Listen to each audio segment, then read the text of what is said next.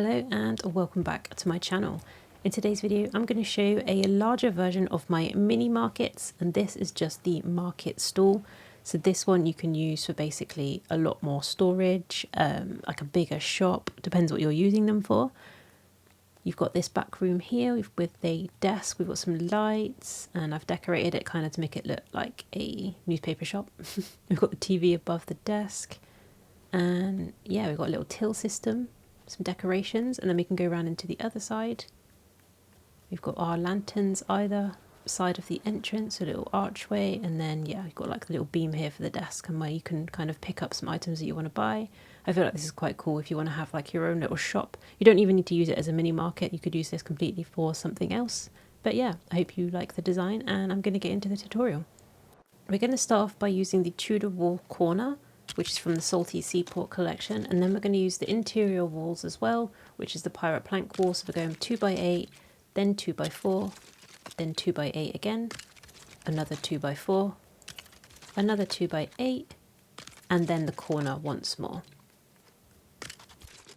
To fill in the gap underneath, you can use any flooring, but you're going to need to use a 16x2 and just kind of snap that to the bottom of the pillar and then nudge it along to be able to get it underneath if it doesn't work. And you just need 2 of these.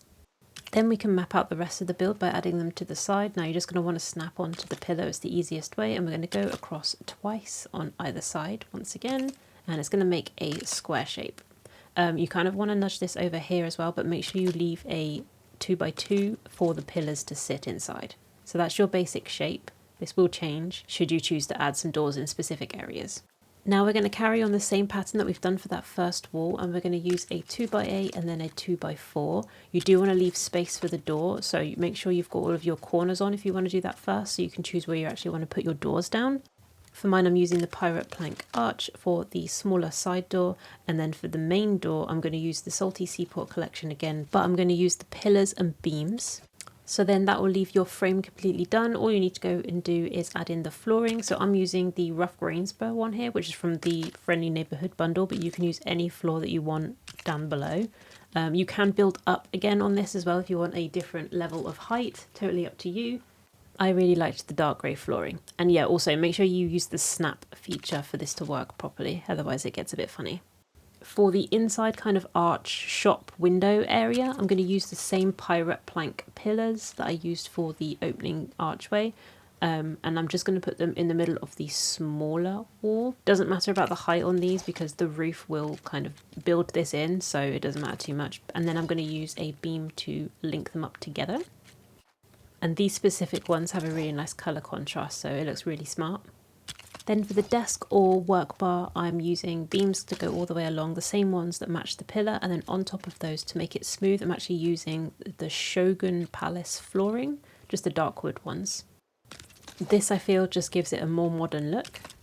Then using that same piece, the Sugi floor, I'm using 2 16x2 to take it up one level, and then 1 16x2 and 1 12x2 for the next level.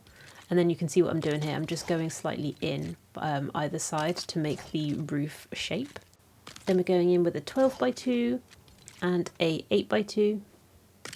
Then I'm using 2 6x2s and leaving more of a gap to make the roof look like it's got a bit more of a curve.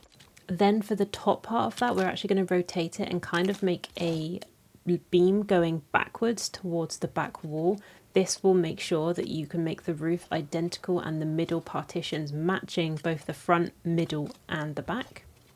So this is the joining back part. We're going to use 2 16x2s. We can do the same as what we did at the beginning, 12x2 and a 16x2, and we're just going to keep leveling this up until it matches the front. Now the middle partition is exactly the same as the front and back, however it is raised by 1 height, so you're just going to miss out the bottom 2 16x2s, and you're going to start with 1 16x2 and 1 12x2, and you're literally just going to match the shape identical to the front, and you will see that it all lines up perfectly.